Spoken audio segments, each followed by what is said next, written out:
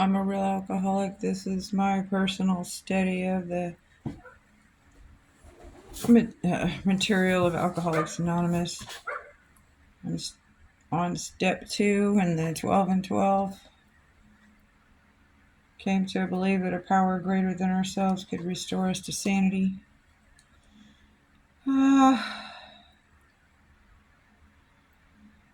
Step 2 is hope, believing, open-mindedness.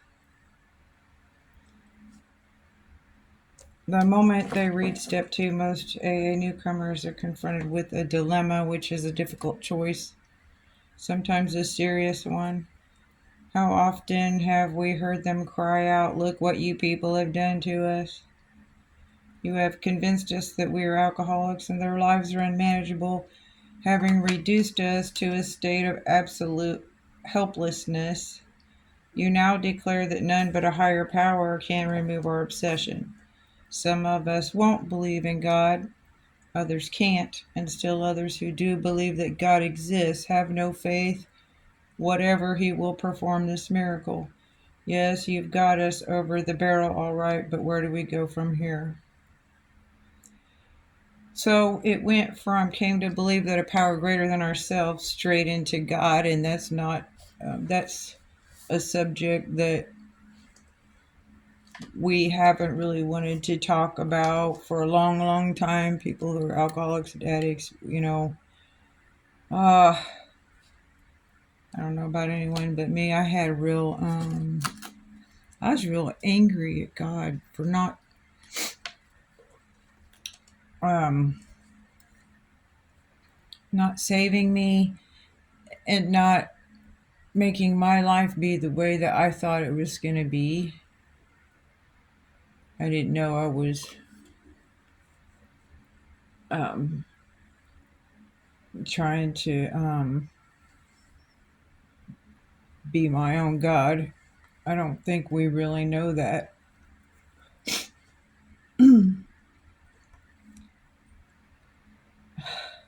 You know, I'm going to throw some Bible stuff in here because it's almost just hard not to, since these are taken out of the scriptures. But if faith is the substance of things hoped for and the evidence of things not seen, then step 2 is the substance of things hoped for, because faith is going to be the spiritual principle of step 3. If there was any other way that we could have got sober except for trying to find our way back to God, I'm sure that we tried it, and we would have done that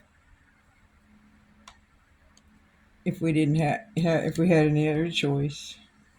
I guess I'll just say me. Uh, so now we've got to throw away our old God, what they call the Get You God, and all my old ideas about God have to be thrown out, and I have to recreate an entirely new concept of God, because my opinions and attitudes towards any kind of higher power weren't very good, I suppose. Um,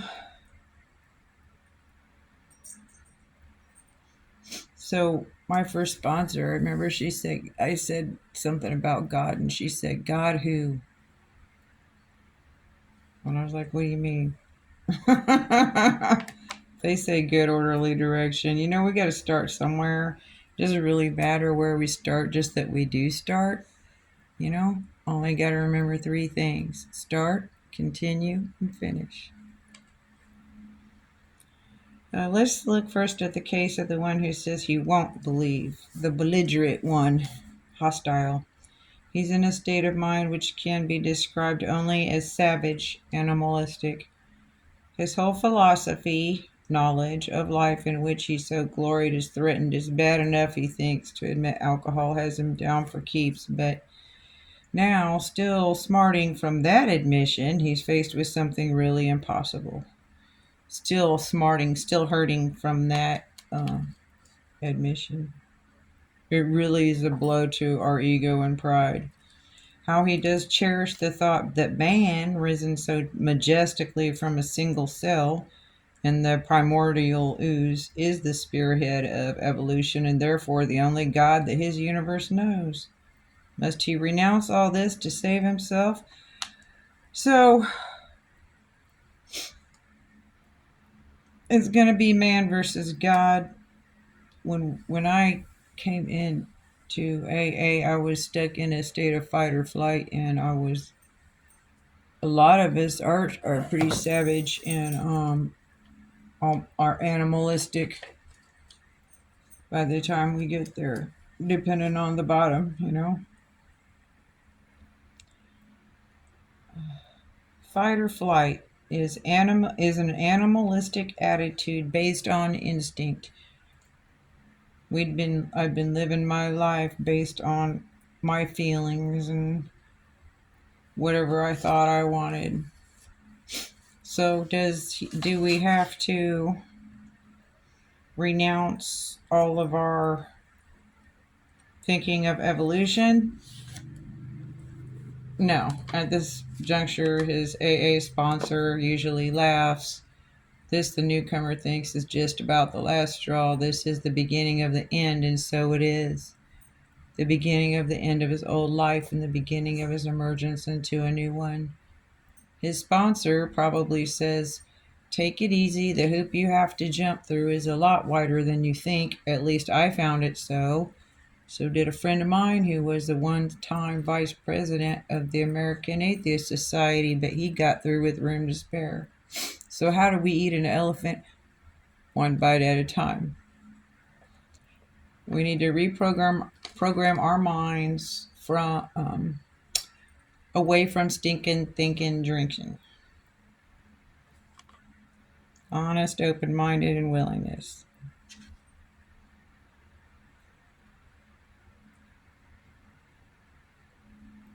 I feel that. I feel that where it says this is the last straw in between step 1 and step 2. Just crushed. Oh my God. Well, the newcomer says, "I know you're telling me the truth. It's no doubt a fact that AA is full of people who once believed as I do. But just how, in these circumstances, does a fellow take it easy? That's what I want to know." "That," agrees the sponsor, "is a very good question indeed. I think I can tell you exactly how to relax." On page 26. You won't have to work at it very hard either. Number 1, listen. The first thing I can do to relax is to listen and stop thinking for a minute. Listen, if you will, to these 3 statements. First, Alcoholics Anonymous does not demand that you believe anything.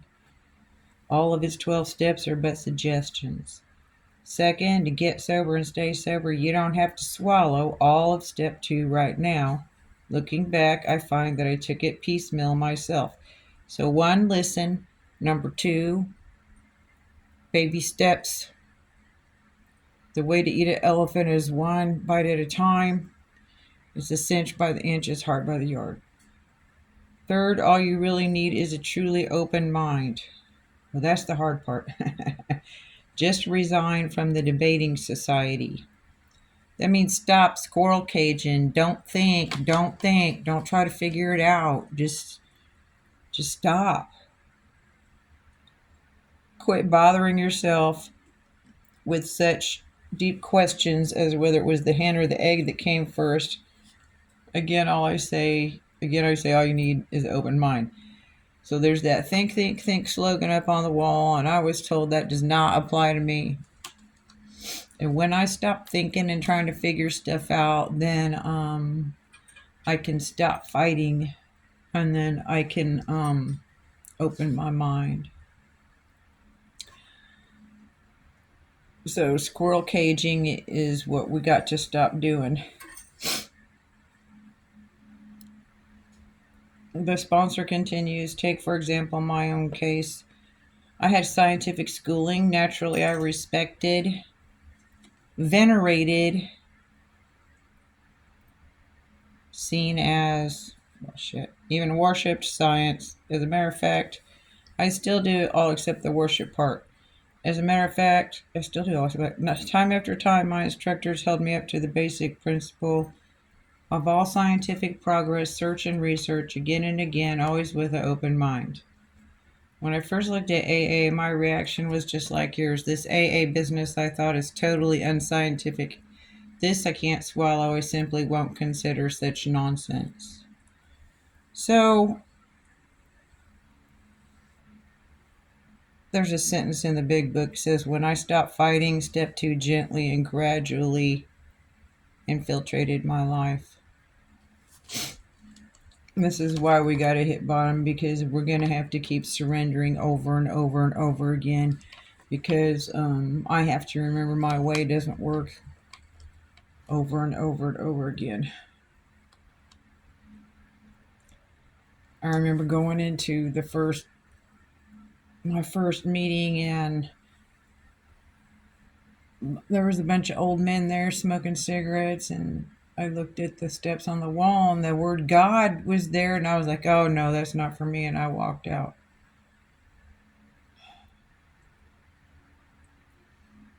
So yeah, my way didn't work, but the AA way did.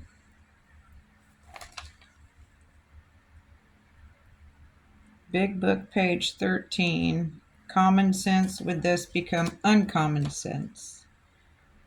So I can't think my way into a better way of living, but I can live my way into a better way of thinking. If I take the actions that of the steps and some of the tools that I've learned, then I can change the way that I think.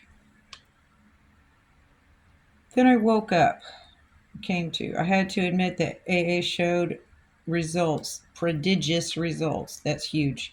I saw that my attitude regarding these had been anything but scientific. It wasn't AA that had the closed mind, it was me. The minute I stopped arguing, I could begin to see and feel. Right there, step two gently and very gradually began to infiltrate my life. I can't say, wow, I can't say upon what occasion or what day I came to believe in a power greater than myself, but I certainly have that belief now. To acquire it, I only had to stop fighting and practice the rest of AA's program as enthusiastically as I could. So then they say you can make, the group itself your higher power in the beginning, but let's be careful, because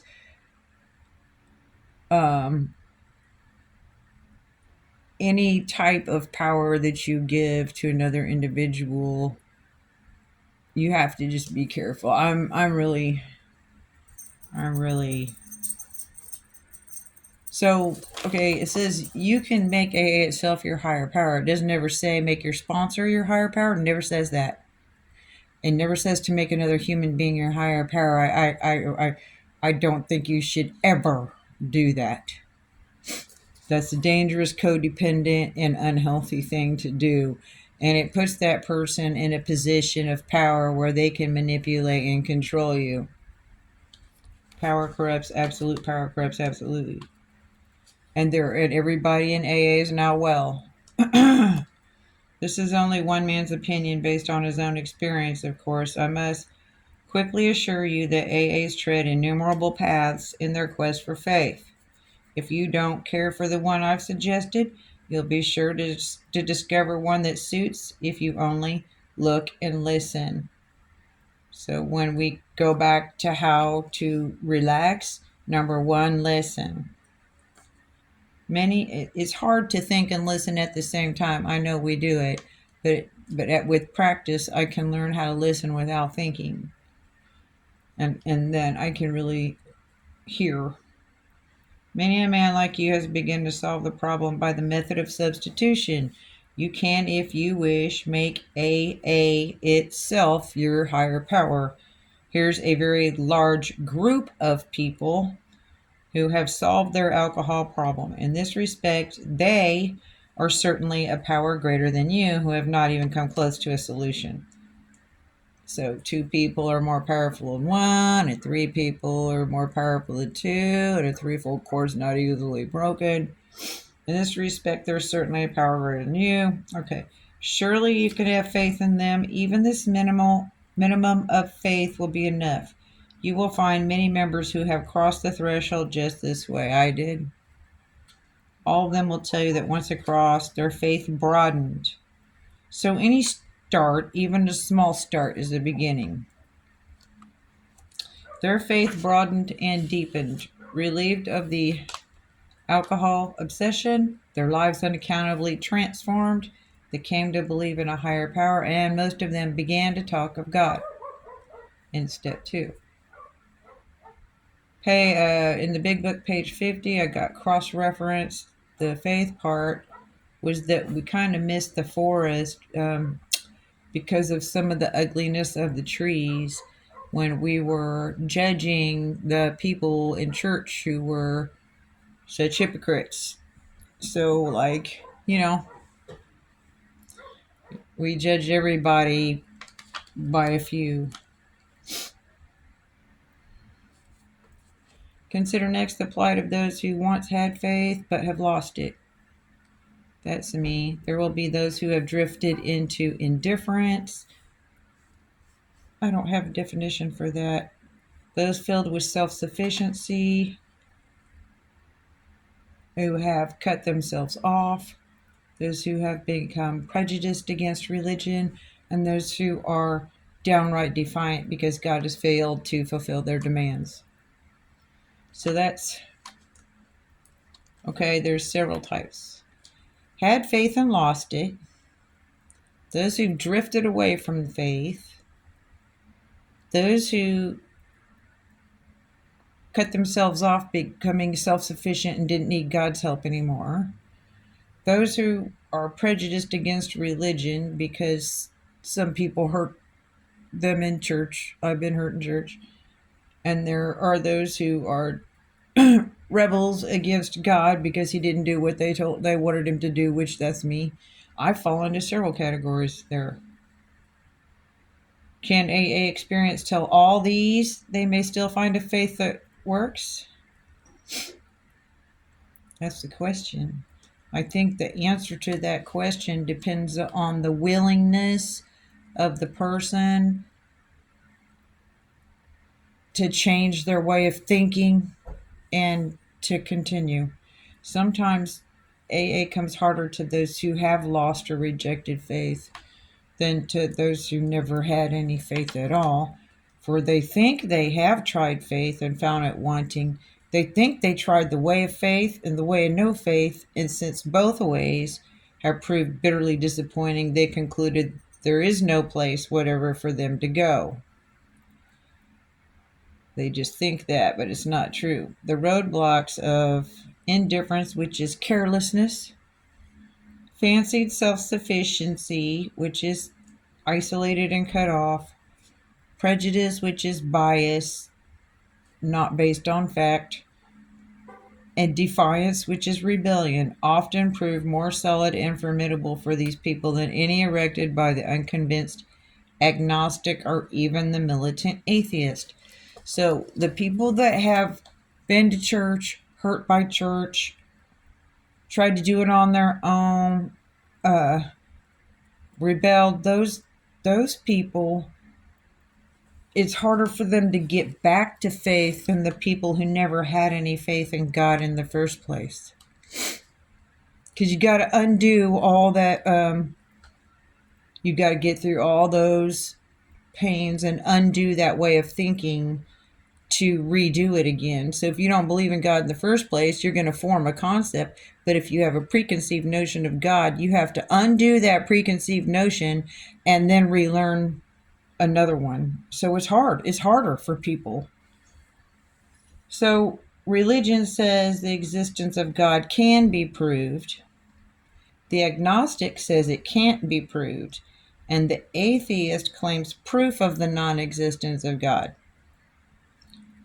Obviously, the dilemma of the wanderer from faith is that of profound confusion.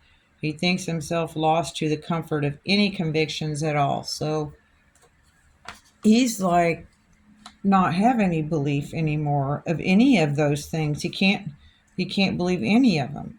He cannot attain in even a small degree the assurance of the believer, the agnostic, or the atheist. He's the bewildered one. So our minds are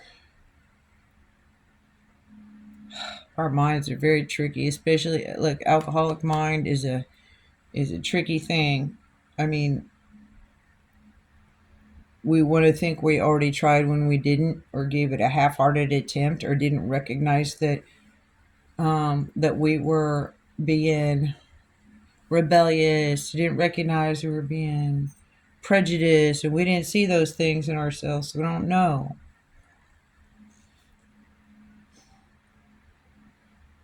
It's like the prodigal son, you know? It's like God let me down. He didn't save me. He didn't heal my relationships. I was going to church and doing everything I was supposed to do, and God wasn't doing what he was supposed to do. I thought. Any number of AAs can say to the drifter, yes, we were diverted from our childhood faith too. The overconfidence of youth was too much for us, and this rebellion. Of course, we were glad that a good home and religious training had given us certain values. We were still sure we ought to be fairly honest, tolerant, and just, that we ought to be ambitious and hardworking. We became convinced that such simple rules of fair play and decency would be enough. And we didn't really know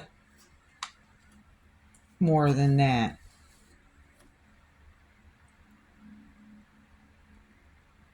Self-sufficient dangers are of taking too much responsibility or not enough personal responsibility. Wouldn't it be easy just to go through life and say, oh, I don't really have to have any kind of relationship or understanding or seek any kind of higher power outside of my own self, because I don't need that, because, I don't steal, I don't lie, and I don't cheat, and I'm fair, and I work hard, so I don't really need God. We don't need him till we need him. And then we need him. Anyway. Yeah, I was pretty lazy. I only did the minimal amount of what I had to do. And so I didn't get anything out of it, just like the program. If I don't put anything into it, I don't get anything out of it. As material success founded upon no more than these ordinary attributes that we thought were so great began to come to us, we felt we were winning at the game of life. This was exhilarating and it made us happy. Why should we be bothered with theological abstractions and religious duties, or with the state of our souls, here or there, hereafter? The here and now was good enough for us. The will to win would carry us through, but then alcohol began to have its way with us. Finally, when all our scorecards read 0 and we saw that one more strike would put us out of the game forever, we had to look for our lost faith. So one more strike means out of the game of life forever, because most of us were really so close to death. I was. Then I had to look for my lost faith, because I was beyond human aid and I knew no one could help me but God. Oh my gosh, I'm going to cry. I didn't even really know if I could be forgiven, but I was willing to do whatever it took for as long as it took. And it took me over a year of not knowing if I was going to make it to even start to begin to get out of survival mode. It was in AA. We rediscovered it, and so can you. Have a note that says if we place instincts first, we will be pulled back into disillusionment. So animals live their lives based on instinct. They don't have free will. And because they weren't given choices, they live by instinct. And that's the difference between us and animals. However, if a human being tries to live their lives only based on instinct, and we don't have any connection to a higher power, if and we forget that we have free will, we'll turn into animals. It's just terrible.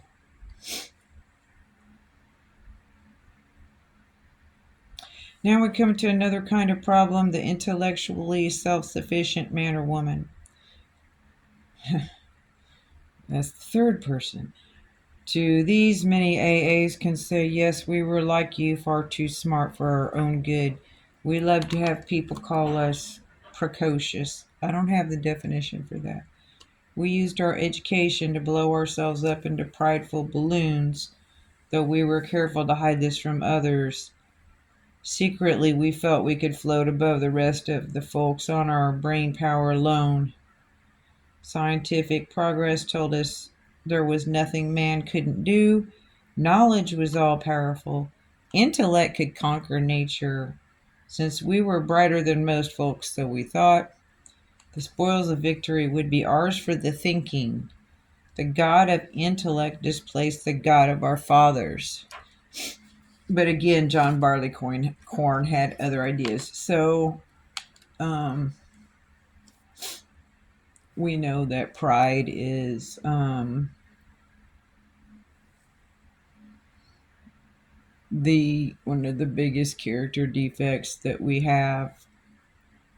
And we know the Bible says pride goes before a fall. And in this paragraph, we're saying that we put our pride basically before God, before the creator of the universe, whatever you want to call God. If I think that if I think I can think my way into being so powerful that I don't need God, then that's making myself God again. And that is why my life turned into a mess.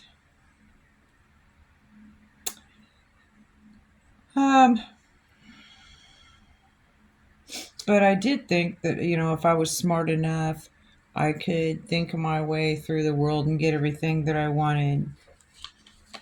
Very prideful and selfish. We who had won so handsomely in a walk turned into all-time losers. That's me.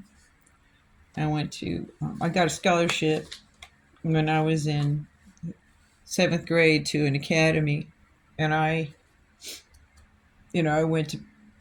took business, I went to college, nursing, all this stuff, and I had, all my education, and I had some really good jobs, and I thought I was going to make it, up the corporate ladder, and I would have a great life. And I really didn't ever have time for God or thought about him much, unless, like, maybe if something happened, I would say, oh God, please help me, if I was hungover. But I didn't need God.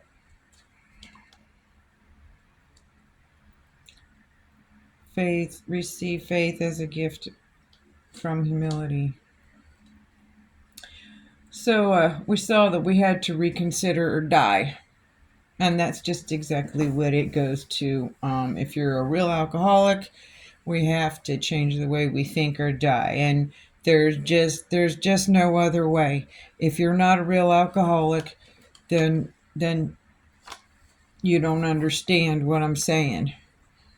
We found many in AA who once thought as we did. They helped us to get down to our right size. By their example, they showed us that humility and intellect could be compatible, provided we placed humility first. When we begin to do that, we receive the gift of faith, a faith which works. This faith is for you too. I want to always remember every single day and never forget how bad it got for me. If I don't ever forget my last drunk, then I think I can have some keep myself some right sized. So then here's an example number 4. Another crowd of AA say we were plumb disgusted with religion and all its works. The Bible, we said, was full of nonsense. We could cite it chapter and verse, and we couldn't see the Beatitudes for the begats. In spots, its morality was impossibly good, and others it seemed impossibly bad. But it was the morality of the religionists themselves that really got us down. We gloated over the hypocrisy, bigotry, and crushing self-righteousness that clung to so many believers, even in their Sunday best. How we love to shout the damaging fact that millions of the good men of religion are still killing one another off in the name of God. This all meant, of course, that we had substituted negative for positive thinking. After we came into AA, we had to recognize that this trait had been an ego-feeding proposition. In belaboring the sins of some religious people, we could feel superior to them all. And isn't that the truth? It's so easy to look at other people and tell them where they're wrong. And how do we look at ourselves? And that's what that's what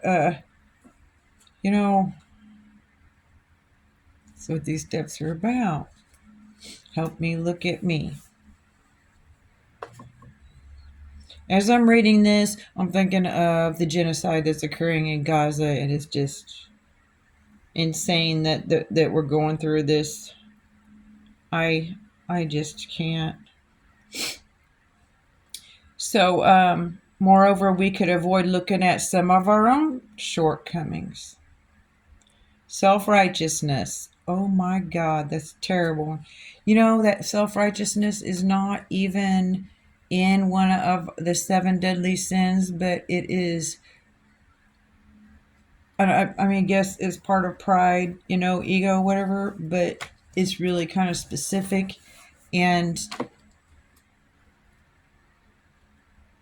I think that a lot of us alcoholics have that commonality.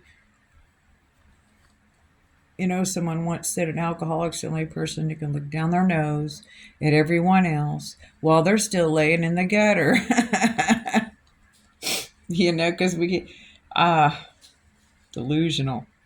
Self-righteousness, the very thing that we had contemptuously condemned in others, was our own besetting evil. So then the 3 fingers are pointing back at me. This phony form of respectability was our undoing so far as faith was concerned, but finally, driven to AA, we learned better. So ego is false pride. There's a healthy pride, and there's a false pride. As psychiatrists have often observed, defiance is the outstanding characteristic of many an alcoholic. Defiance, rebellious, don't tell me what to do. That's an alcohol, and it's childish, like a child who doesn't get his way. So it's not strange that lots of us have had our day at defying God himself. Sometimes it's because God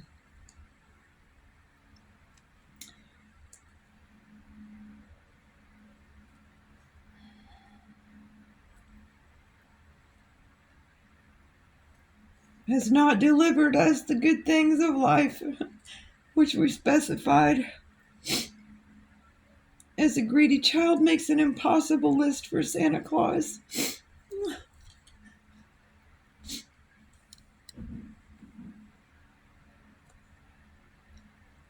More often, though, we had met up with some major calamity and, to our way of thinking, lost out because God deserted us. The girl we wanted to marry had other notions. We prayed God she'd change her mind, but she didn't. We prayed for healthy children. We were presented with sick ones or none at all.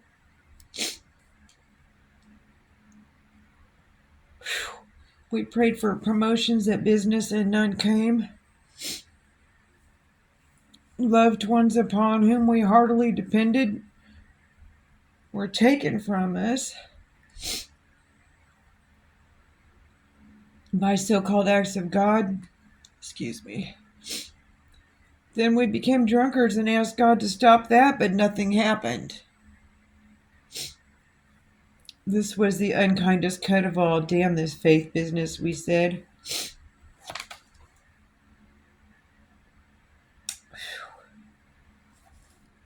I had a flashback. Oh, I'm so grateful to be sober today. You know, God doesn't have to do what I say. He's not a genie in a bottle. And I'm not the boss of him.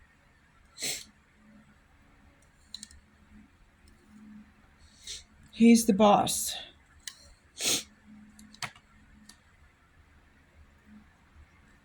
And everything worked out. When we encountered AA, the fallacy of our defiance was revealed. Yeah. At no time had we asked what God's will was for us. Instead, we'd been telling him what it ought to be.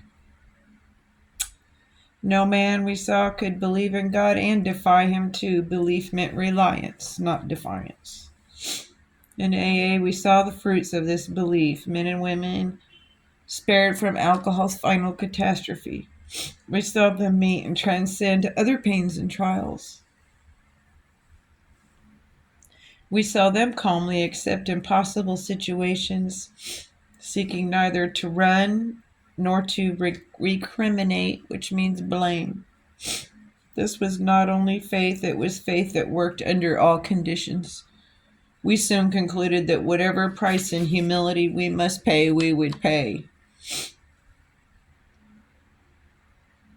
Now we're on number 5. Now let's take the guy full of faith, but still reeking of alcohol. I think I can relate to all these. He believes he's devout. He's committed. His religious observance is scrupulous. He's very diligent in his attendance. He still believes in God, but suspects that God doesn't believe in him. He takes pledges and more pledges, promises. Following each, he not only drinks again, but acts worse than the last time. Valiantly, he tries to fight alcohol, imploring God's help, but the help doesn't come. What then can be the matter? Well, excuse me.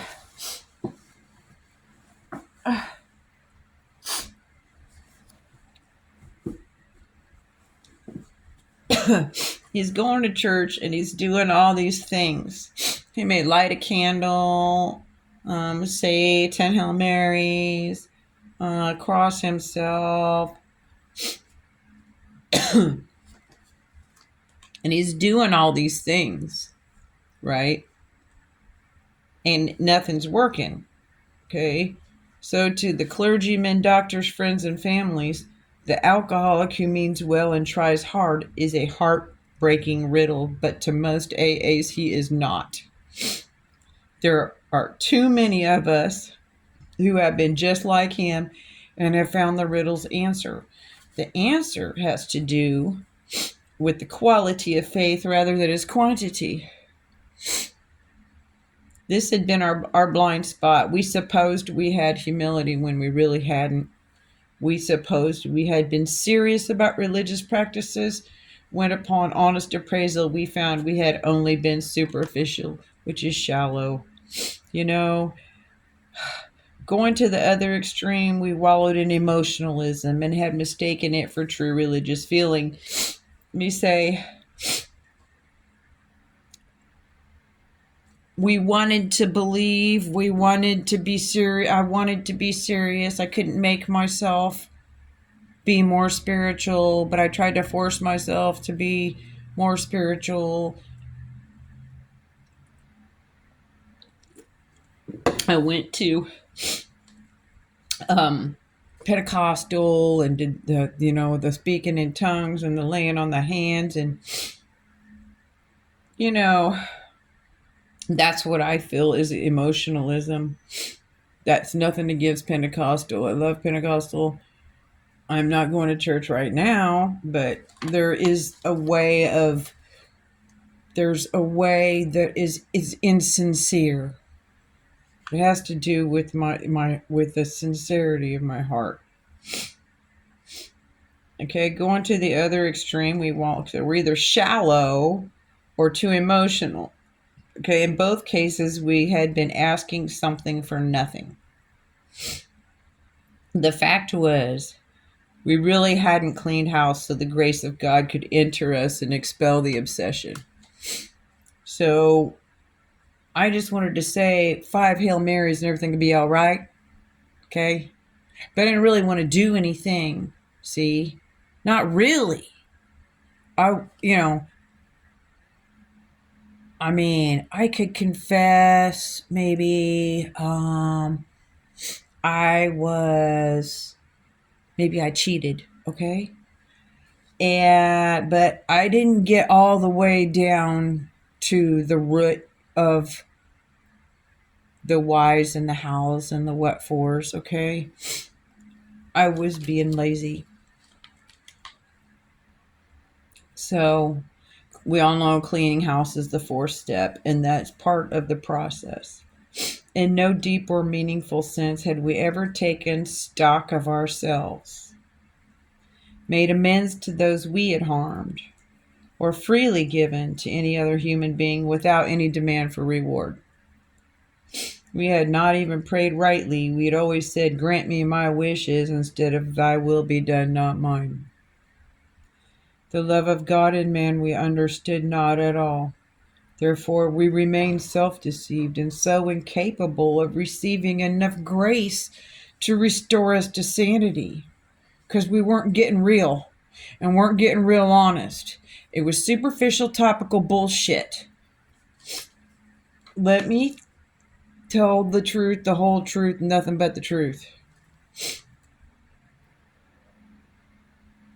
And a sincere relationship with God. 4th step is come clean about everything. And that's where the freedom's at. But okay, few indeed are the practicing alcoholics who have any idea how irrational they are, or seeing their irrationality can bear to face it. Some would be willing to term themselves problem drinkers, but cannot endure the suggestion that they are in fact mentally ill. Irrational means not logical. There are many alcoholics are extremely intelligent. We have, a lot of inventors were alcoholics, and I'm not saying that alcoholics aren't smart. Okay, I'm saying that there's something in our brain that clicks a little bit different. Just because you can't go through the life of being an alcoholic and not be changed and affected and twisted in some way. And I don't know about anyone else, but I've been through some crap. And you don't go through that stuff and come out on the other side perfectly, mentally stable. And, just drinking in the first place is just destroying brain cells, okay? So part of step 2 has to be accepting that we have a problem, okay? I got a stinking thinking drinking problem. I got a thinking problems. So if it says came to believe that a power greater than ourselves could restore us to sanity, we have to be insane before we're restored. You can't be restored to what you're not. I mean, you can't be restored to something that you already are. Okay? And most of us don't even know what sanity is because we never had any, or our whole entire life has been nothing but a lot of us just, one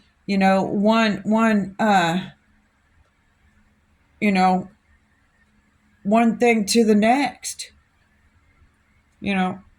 from one calamity to the next calamity to the next without even being able to breathe. And that'll drive you insane. I mean, that's why I drank. I couldn't handle the things that happened in my life. No one taught me how to cope with those situations. And, we are just coming in. My generation is the first generation that even started going into counseling because before that, you couldn't tell anybody anything because you would lose your job and you would lose your kids and they'd lock you up. So no one could get the help they needed. That's why Alcoholics Anonymous was anonymous in the beginning. Because they would lose their jobs, they would lose their home, they would lose their family, and they'd get locked up. It's not so anonymous now because you don't get thrown in jail for being an alcoholic. They don't lock you up in a mental institution anymore for being an alcoholic. There's help out there now, but now that there's help out there, nobody wants it. They only want it when you can't get it, because it's an alcoholic thinking. I mean, they shut down all the mental health facilities, recovery places. They released everyone. It's just insane. We got people on the streets. It's 2024 right now as I'm recording this. It's not a good time. So some alcoholics will be willing to term themselves problem drinkers. I got a problem. But they don't want to say, endure this, they're in fact mentally ill. They are abetted in this blindness by a world which does not understand the difference between sane drinking and alcoholism. Yes, there is such a thing as sane drinking. A normal drinker, this is how it was explained to me, a normal drinker will drink like maybe 2/3 of a drink and leave it there and not finish it, or maybe 1.5 drinks, and they start feeling a little tipsy and they don't like the way they feel if they get too tipsy, so they stop drinking. An alcoholic, when we start feeling that tipsy feeling, we like it and we want more of it. And so we keep drinking more and more and more. And some of us drink till we pass out. Sanity is defined as soundness of mind. Yet no alcoholic soberly analyzing his destructive behavior, whether the destruction fell on the dining room furniture or his own moral fiber, can claim soundness of mind for himself. If you're being honest. If I'm being honest about the way that I act, the things that I do while I'm drinking, then I know that that's insanity because normal people don't act that way. Therefore, step 2 is the rallying point for all of us. Whether agnostic, atheist, or former believer, we can stand together on this step.